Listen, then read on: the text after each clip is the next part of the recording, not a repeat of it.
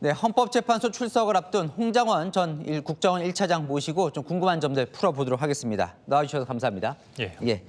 바로 좀 질문을 드리겠습니다. 계엄 당일 계엄 선포가 된 직후에 대통령으로부터 전화 한 통을 받으신 거고요. 그 전화에서 이제 회자가 많이 되고 있는 이 얘기 싹 다 잡아드려 이 얘기를 들으신 건 맞는 거죠? 예, 맞습니다. 그래서 이런 얘기를 했다는 겁니다.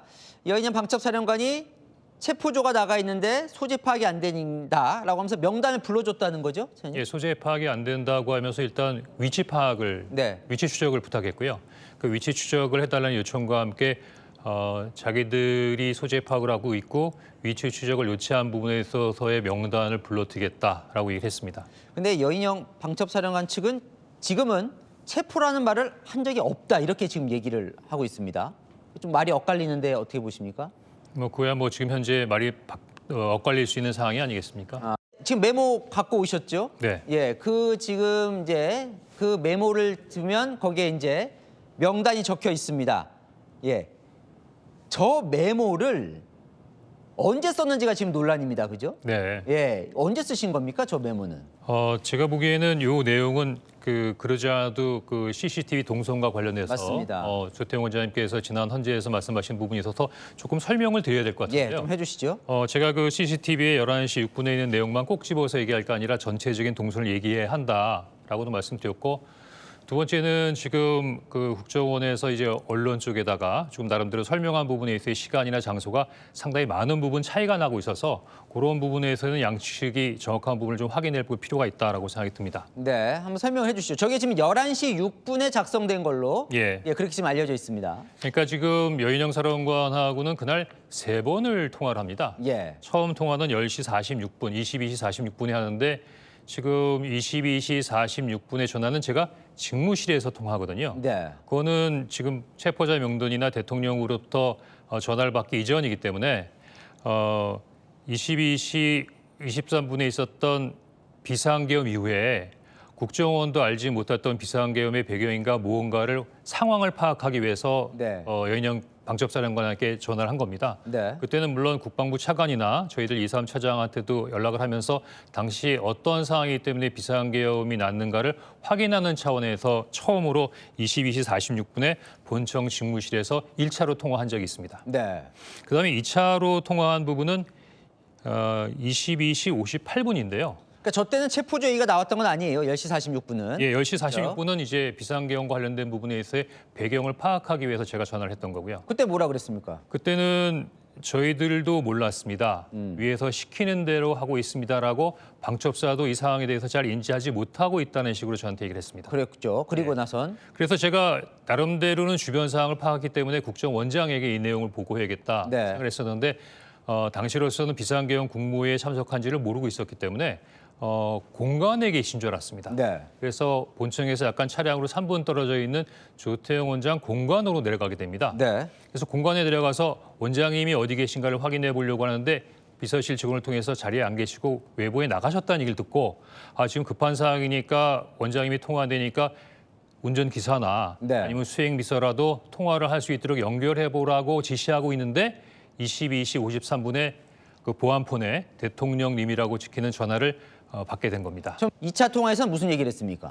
23시 06분에 이렇게 그때 당시에 메모 펜을 꺼내셔서 공투해서 썼다 이렇게 지금 나와 있죠. 23시 06분에도 물론 이어지지만 당시 22시 58분에도 굉장히 중요한 내용도 있었습니다. 왜냐하면 22시 58분에도 공관 공투에서 한 48초 정도의 대화가 이루어지는데 그 대화의 내용들은 다음과 같습니다. 아까 22시 46분에 이야기할 때 특별한 부분의 사항이 없다는 식으로 얘기했기 때문에 제가 다시 어떻게 된 거야? 라고 물었고 방금 통화를 했기 때문에 부위에게 전화 받았어? 대통령이 지원해 주래. 그렇게 얘기를 하자 여인영 사령관도 어느 정도 나름대로 그 신뢰가 회복됐는지 경찰과 협조해서 국회를 봉쇄하고 있습니다라는 말부터 시작해서 선배님 이걸 도와주십시오. 체포조가 나갔는데 소재 파악이 안 됩니다. 위치 추적을 해주세요라면서 검거 요청을 하면서 그때 이미 대상자 명단을 불러주겠다고 했습니다. 그래서 명단 관련 이야기는 이미 이 22시 58분에 대화가 있었습니다. 네. 저도 명단을 불러준다고 해서 갑작스럽긴 했지만 이제 어두운 관저 공터에 있었으니까 일단은 그 주머니에서 펜과 메모지를 꺼내 적으려다가 여기서 대화가 중단된 것은 저희들이 보니까 일반 전화, 개인 폰으로 전화를 하고 있더라고요. 예. 그래서 안 되겠다. 이 전화 보안 폰이 아니잖아. 이제 보안 폰으로 하자라고 해서 전화를 끊고 일단 통화가 중단됩니다. 네. 그럼 일단 사무실로 가서 그 조치를 해야겠다 싶어서 직무실로 이동하게 됩니다. 직무실에 들어가서 11시 6분에 네. 이제 다시 그 기존에 했던 개인 전화로 다시 연결을 하게 되죠. 네. 제가 그 직무실에 들어가자마자 앉지도 못한 상태에서 그냥 선체로 바로 그 여인영 사령관에게 다시 전화를 합니다.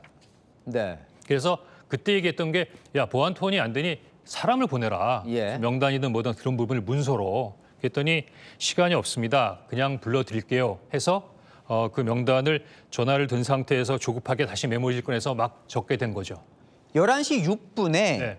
공터에서 전화를 받고 공터에서 적었다라는 걸로 네. 그렇게 진술하지 않으셨습니까? 저도 명단을 적은 것을 관저 공터에서 서서 적었다고 했는데 네. 22시 58분에 공관 공터의 사항과 23시 06분에 직무실에서 서서 받아 적었던 사항을 다소 혼동해서 진술했던 것도 사실인 것 같습니다. 그러면 20일, 그러니까 모레 이제 다시 헌재에 출석하게 되실 것 같습니다. 처음으로 이제 유일하게 사실 2번 증언대에 서시게 됐는데 나가시는 거죠? 예, 나가겠습니다. 예, 나가서 어떤 부분을 좀 말씀을 하고 싶으실까요? 질문하실 때 제가 헌재에 가서 잘 말씀을 드리겠다고 하는 것처럼 요 메모와 관련돼서 여러 가지 어떤 의혹이나 궁금증을 거기에 나가서 잘 풀어드릴 수 있도록 답변해 보도록 하겠습니다. 네, 알겠습니다. 오늘 말씀 여기까지 듣겠습니다. 나와주셔서 감사합니다.